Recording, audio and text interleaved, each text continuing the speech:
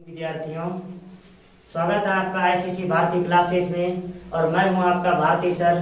एक बार फिर से मेल रिप्रोडक्टिव सिस्टम के बारे में हम लोग पढ़ेंगे, पार्ट थर्ड। जी हाँ, मेल रिप्रोडक्टिव सिस्टम के पार्ट थर्ड के बारे में आज हम लोग पढ़ेंगे।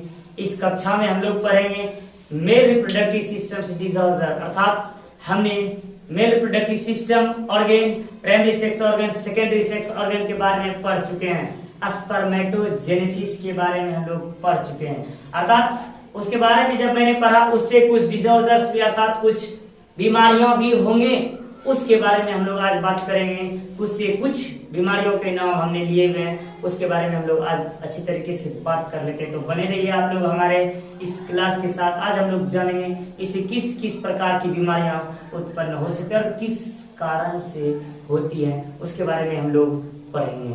चलिए हम लोग बात कर लेते हैं। सबसे पहले disorder of the male reproductive system. जी हाँ, आप लोग जो ये देख रहे हैं ओलिगोस्पर्मिया। जी हाँ, ओलिगोस्पर्मिया एक बीमारी है। यह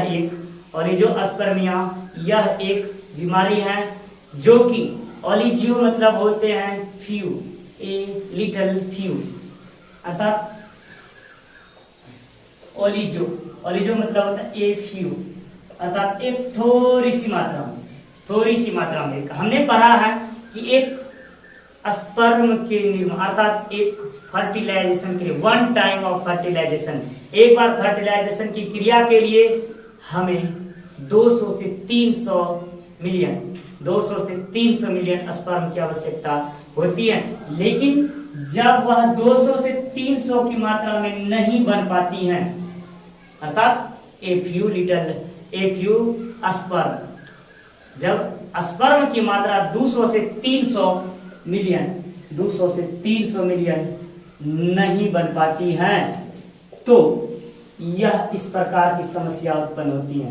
तब इस प्रकार की बीमारी जो उत्पन्न होती है हम लोग ओलिगोस्पर्मिया कहते हैं। ओलिगोस्पर्मिया अर्थात जब स्पर्म के निर्माण के लिए हमने पढ़े हैं एक बार शुद्ध फर्टिलाइजेशन, अर्थात एक बार जो फीमेल का निर्माण होते हैं उसमें स्पर्म की संख्या न्यूनतम 200 से 300 के एवरेज में होना चाहिए, 200 से 300 मिलियन में। जब इतनी मात्रा से कम हो जाती है, 200 से कम हो जाती है, तो उस समय जो होती है फर्टिलाइजेशन की क्रिया संपन्न नहीं हो पाती है। तब उस स्थिति को हम लोग ओलिगोस्पर्मिया कहते हैं। जी हाँ, ओलिगोस्पर्मिया, जब शुक्राणु अर्थात स्पर्म पूर्णतः नहीं विकसित हो पाते, पूर्णतः नहीं बन पाते एक बार में जितनी बननी चाहिए, अर्थात 200 से 300 मिलियन, तो ओलिगोस्पर्मिया नामक बीमारी उत्पन्न होती है। तो आइए हम लोग बात कर लेते हैं एंजियोस्पर्मिया के बारे में हम लोग बात कर रहे हैं। एंजियोस्पर्मिया, जी हाँ, एंजियोस्पर्मिया ये बीमारी तब उत्पन्न होते, एंजियो मतलब होते हैं अब्सेंस, अर्थात अब्सेंस। कहते हैं कि एक फर्टिलाइजेशन की क्रिया के लिए स्पर्म की निर्माण की होना, अर्थात टेस्टिस में जो होते हैं स्पर्म निर्माण होने की आवश्यकता होती है, अर्थात एब्सेंस करने का मतलब हुआ अनुपस्थित। जब टेस्टिस में स्पर्म का निर्माण ही नहीं हो पाता है तो फर्टिलाइजेशन की क्रिया संभव है ही नहीं, अर्थात टेस्टिस में एब्सेंस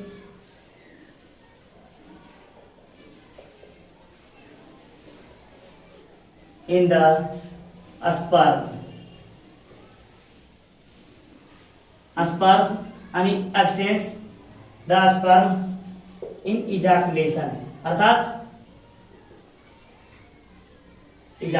अर्थात ये जो है आपका स्पर्म को रिलीज करने की क्रिया के दौरान, अर्थात जब यहाँ टेस्टिस में स्पर्म का निर्माण हुआ ही नहीं तो रिलीज क्या होंगे, तो यही कहलाते हैं जब स्पर्म का निर्माण टेस्टिस में नहीं हो पाता, अनुपस्थित रहता, अर्थात खाली रहते हैं, तो यह बीमारी उत्पन्न होते हैं एंजियोस्पर्मिया। स्पर्म यानी absence the sperm in ejaculation. अब हम लोग बात कर लेते हैं बिगिंस प्रोस्टेट हाइपरट्रॉफी। जी हाँ, ये हम लोग बात कर लेते हैं हाइपरट्रॉफी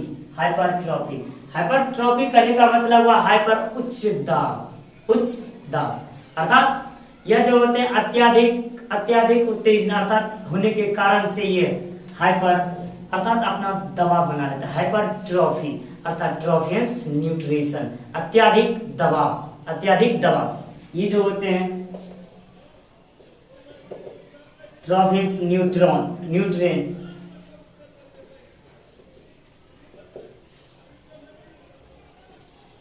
ट्रॉफिक न्यूट्रिशन, जब अत्यधिक दाब हो जाती, अत्यधिक प्रेशर हो जाती है, तो हम लोग जानते हैं टेस्टिस का निर्माण कहाँ होता है। जी हाँ, हम लोग पिछले क्लास पार्ट 2 में पढ़ चुके हैं, पार्ट 1 में हम लोग पढ़ चुके हैं, पार्ट 2 में भी हमने पढ़ा कि टेस्टिस का निर्माण जो होता है किडनी के कहीं आसपास होती है। जी हाँ, टेस्टिस का निर्माण कहाँ होते हैं, किडनी के कहीं आसपास एब्डोमिनल कैविटी में होती है।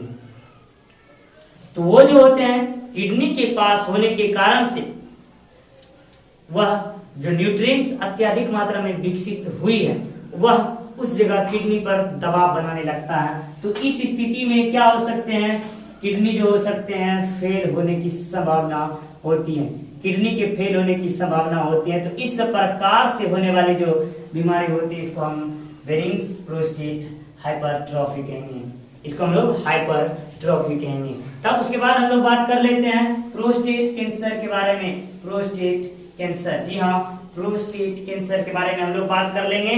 तो इसमें जो होते हैं हम लोगों ने जाना कि हाँ कि टेस्टिस में अर्थात जो होते हैं टेस्टिस में टेस्टोस्टेरोन नामक हार्मोन सिक्रेट होते हैं। जी हाँ, टेस्टोस्टेरोन नामक मेल रिप्रोडक्टिव सिस्टम से हार्मोन स्रावित होते हैं। यह जब अत्यधिक मात्रा में, जब यह अत्यधिक मात्रा, हमने जाना कि यहाँ 2 से 3% टेस्टोस्टेरोन की आवश्यकता होती है। जब अत्यधिक मात्रा में यह क्या होने लगेंगे, डेवलपमेंट होने लगेंगे। टेस्टोस्टेरोन जब अत्यधिक मात्रा में, जी हाँ, टेस्टोस्टेरोन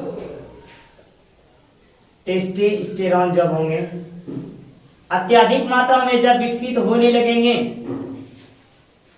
तो क्या होंगे, विकसित होने के पश्चात होंगे इसमें जो होंगे इसमें आपका ये जो प्रोस्टेट ग्लैंड है इसमें सूजन सी हो जाएगी, अर्थात यहाँ जो द्रव्य का निर्माण होते हैं उसमें अलग से एक सूजन सी उत्पन्न होंगे और उस समय उसमें से सूजन, अर्थात कैंसर के बारे में आप लोग पढ़ चुके हैं। कैंसर जो होते हैं एक प्रकार का सूजन होता है। जी हाँ, एक प्रकार का इन्फ्लामेशन होते हैं, सूजन, इन्फ्लामेशन एक प्रकार का सूजन होते हैं, इन्फ्लामेशन कैंसर जो होते हैं। ये कैंसर जो होते हैं टेस्टोस्टेरोन पर जब अत्यधिक मात्रा में टेस्टोस्टेरोन का निर्माण होने लगता है तो ये द्रव जो होते हैं, इस द्रव से ये जो इसमें होते हैं प्रोस्टेट ग्लैंड में, यह अत्यधिक मात्रा में अर्जित होने लगते हैं, जिससे एक प्रकार की सूजन उत्पन्न होने लगती है, जिसके कारण से प्रोस्टेट कैंसर नामक होने की संभावना बढ़ जाती है। अब इसके उपचार के बारे में अगर हम लोग बात कर लें तो इस स्थिति में रिमूव ऑफ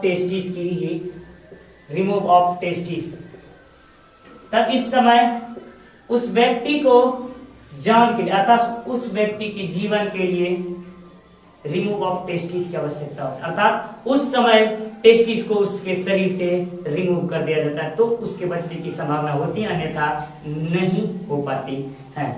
हम लोग बात कर लेते हैं इम्पोर्टेंस। जी हाँ, इम्पोर्टेंस बात कर लेते हैं। इम्पोर्टेंस के बारे में हम लोग समझ चुके हैं, आत्मनिर्भर, अर्थात ये जो होते हैं हम लोग जानते हैं कि फर्टिलाइजेशन की प्रक्रिया के लिए स्पर्म को कहाँ जाना होता है, ओवम में जाने के लिए उसको जो होता है पेनिस को, अर्थात हम लोग पढ़ चुके हैं मेल रिप्रोडक्टिव का मैथुन अंग पेनिस जो कि सीक्रेट होता है, अर्थात उत्तेजित होकर अपने आकार में परिवर्तित करते हैं, अर्थात उसके आकार में जो निश्चित अर्थात जो उसका नियत होना चाहिए, जितनी उसको शुद्ध फर्टिलाइजेशन अर्थात एक फर्टिलाइजेशन की क्रिया को संपन्न करवाने के लिए जितना उसको उत्तेजित होना चाहिए उतनी मात्रा में नहीं जब हो पाती हैं तो उस समय जो होते हैं स्पर्म पूर्णतः जो होते हैं कि फीमेल रिप्रोडक्टिव ऑर्गन में नहीं जा पाते, तो उस समय ये जो होते हैं इम्पोर्टेंस उत्पन्न होते हैं। इम्पोर्टेंस, जी हाँ, इम्पोर्टेंस उत्पन्न होते हैं। इसके बाद आते हैं स्टेरिलिटी के बारे में। स्टेरिलिटी के बारे में हम लोग बात कर लें। स्पर्म को जब स्पर्म, जी हाँ, अभी हमने पढ़ा स्पर्म को फर्टिलाइजेशन की क्रिया के लिए ओवम में जाना होता है, ओवरीज में जाना होता है, सॉरी ओवरीज में जाना होता है, जहाँ की ओवम का निर्माण होता है। जब तक ओवरीज में फर्टिलाइजेशन की क्रिया अर्थात फैलोपियन ट्यूब में मेल रिप्रोडक्टिव सिस्टम का ऑर्गन जब फैलोपियन ट्यूब में स्पर्म जब प्रवेश करती है, वहां ओवम के निर्माण के लिए पूर्णतः फर्टिलाइजेशन की आवश्यकता होती है।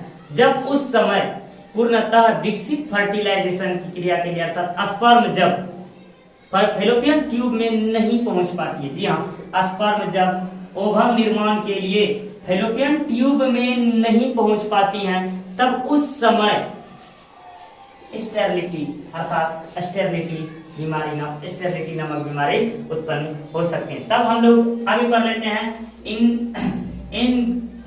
Inguinal hernia.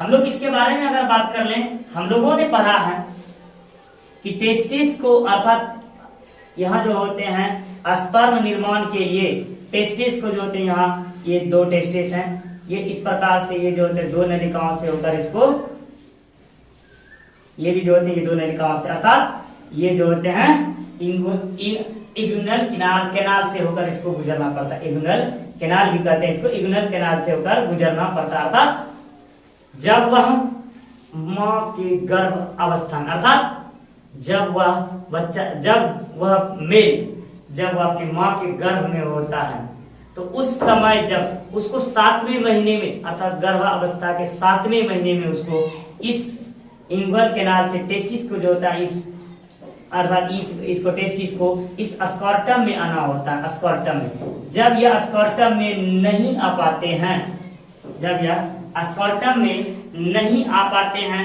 तो इस समय होते क्या है, इसमें डिसेंडिंग ऑफ स्मॉल इंटेस्टाइन, जब यहाँ यह नहीं हो पाते हैं, यह क्यों नहीं आ पाते हैं, तो उस समय उसका कारण होते हैं कि डिसेंडिंग ऑफ स्मॉल इंटेस्टाइन, उस समय स्मॉल इंटेस्टाइन छोटी आंत जो होती है इस कैनाल में नीचे आ जाती हैं। डिसेंडिंग ऑफ स्मॉल इंटेस्टाइन, इसमें लिखेंगे हम लोग डिसेंडिंग ऑफ स्मॉल इंटेस्टाइन, इसको हम मिटा लेते हैं, डिसेंडिंग ऑफ स्मॉल इंटेस्टाइन,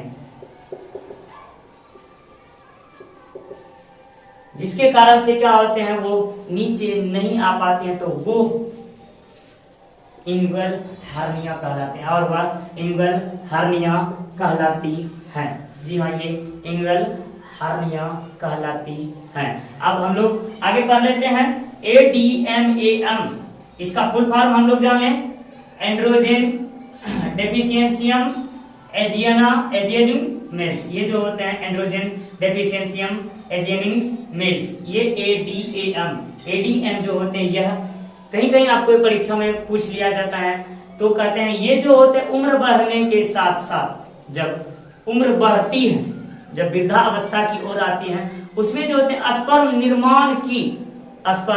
निर्माण की जो होती है प्रक्रिया धीरे धीरे स्लो होने लगती है, और एक समय आते हैं उसका भी निश्चित सीमा पर वह समाप्त हो जाती है। तो ये तब यह होते हैं उम्र बढ़ने के साथ ADAM जो होती है ये कहलाते हैं ADAM। ये उम्र बढ़ने के साथ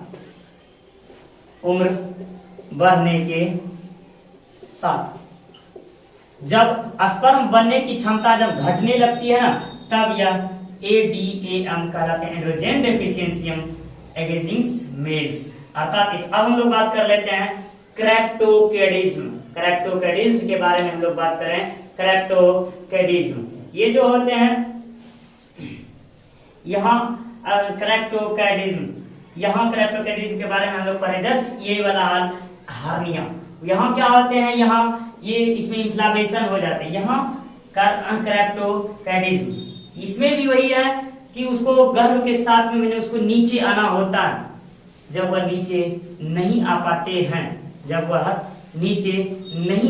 तब ये क्रेप्टोकेडिज्म कहलाते हैं। ये जो होते हैं कि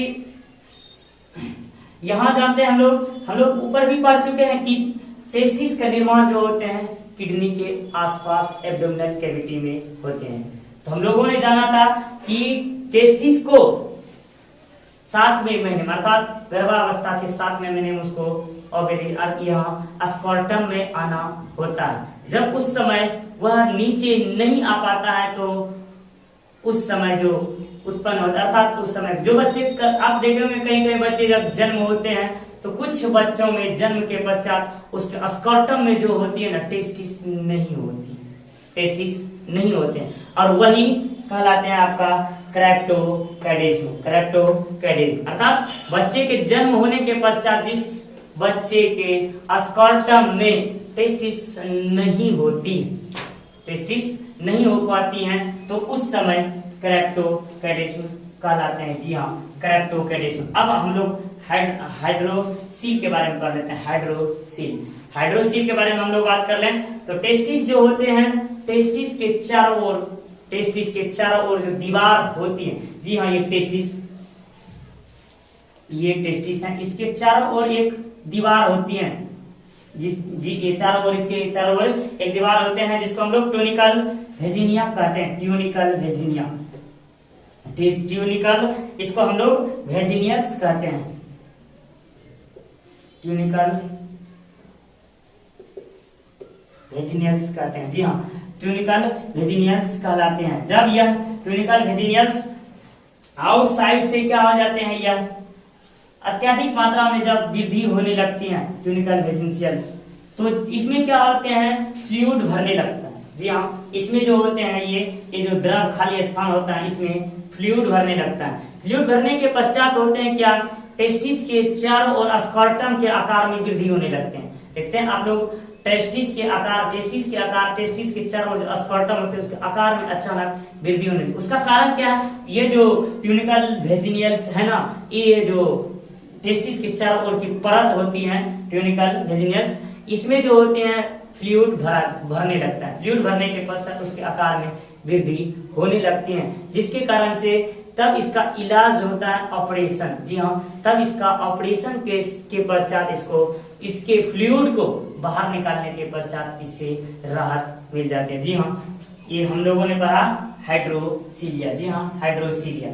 तो हम लोगों ने हाइड्रोसीलिया के बारे में पढ़ा और मेल रिप्रोडक्टिव ऑर्गन से संबंधित विभिन्न प्रकार के बीमारियों के बारे में हमने, कुछ बीमारियों के बारे में हम लोगों ने इस तरह से कुछ समस्याओं के बारे में हम लोगों ने पढ़ा। जी हाँ, अब मेल रिप्रोडक्टिव सिस्टम का पार्ट 3 समाप्त हो चुका है। तो हम लोग, अगर आप सब लोगों को अच्छा क्लास लगा तो आगे के क्लास मेल से आप फीमेल रिप्रोडक्टिव सिस्टम की ओर बढ़ेंगे।